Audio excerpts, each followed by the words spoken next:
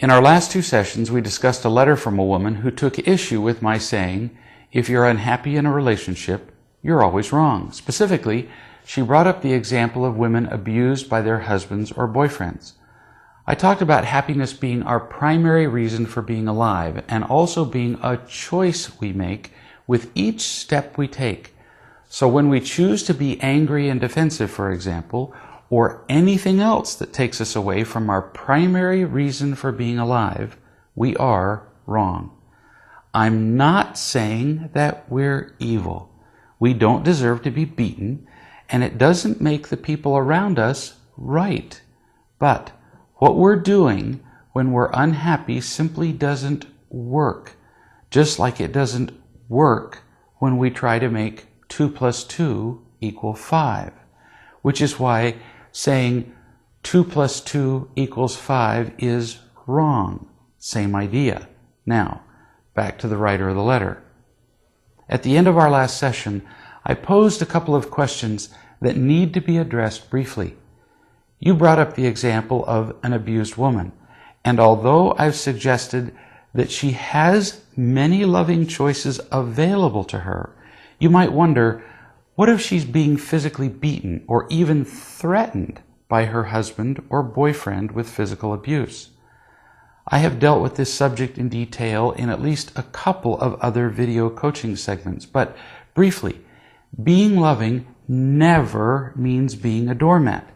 If someone is feeling physically endangered, she or he, we don't hear about men being abused very often because they're embarrassed to speak up, should get out and go to a place where she can get some help from people who know what they're doing in cases like this.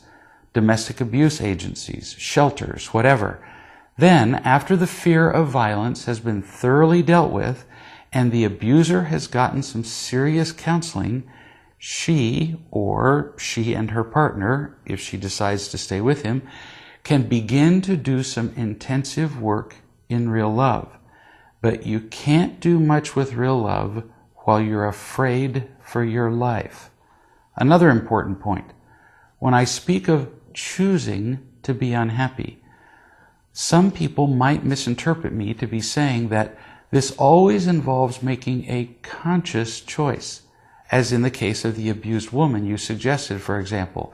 But let me emphasize that if we don't know anything about real love, when we choose to be unhappy, when we choose to be blaming and angry and all that, most of the time, we don't have the first clue how to choose anything but unhappiness.